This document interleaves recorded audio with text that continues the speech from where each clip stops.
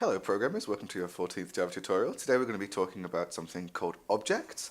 And if you remember in our second tutorial, we learned that a class is basically a recipe. Now, if our class is a recipe for a cake, for example, we can think of an object as the actual cake that we're going to be making. So let's start by making a new class. We'll go File, New, Class, and we're going to make a class called Cake.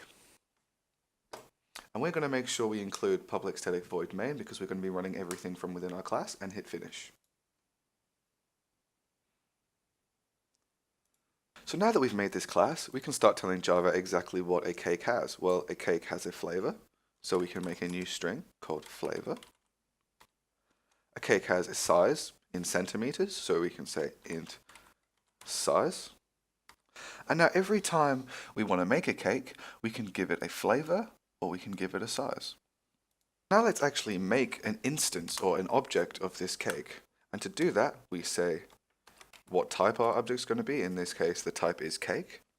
And we're going to call it my chocolate cake equals new cake. And if you remember from one of the previous tutorials, when we say new, we're just saying to Java that we're going to be reserving a chunk of memory, which is of size cake. And we put these brackets on the end because sometimes we need to give Java a little bit more information, but we'll go through how we can do that later. So now that we've made this cake object, we can start giving it some attributes. And as you can see up here, we have a flavor and a size, but right now they're not set to any value. So we can say my chocolate cake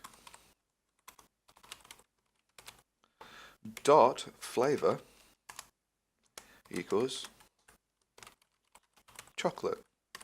Now the dot operator basically says we're going to be taking an object and we're going to be talking about one of its attributes. In this case, we're going to be talking about its flavor. And we're going to set that to chocolate.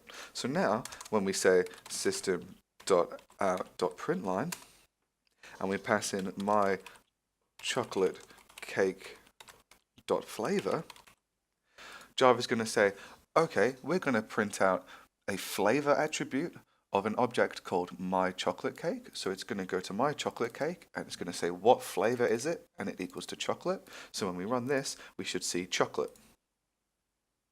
Now the dot operator also applies to functions. So let's add a function to the cake class, which prints out I am a cake to the screen. So it's going to be a string. In fact, it's going to be a void function. We're going to call it print. And we're going to say system.out.println I am a cake. So now we can say my chocolate cake dot print, and we need these brackets here because it's a function, and it should print out I am a chocolate cake, or I am a cake. So what happened was, we made a cake object called my chocolate cake, and we said my chocolate cake dot print, which calls the cake function print, which says system.out.println I am a cake. Now you'll notice that this print function here is not a static function, and the reason for that is the function doesn't belong to the class itself, rather it belongs to the cake.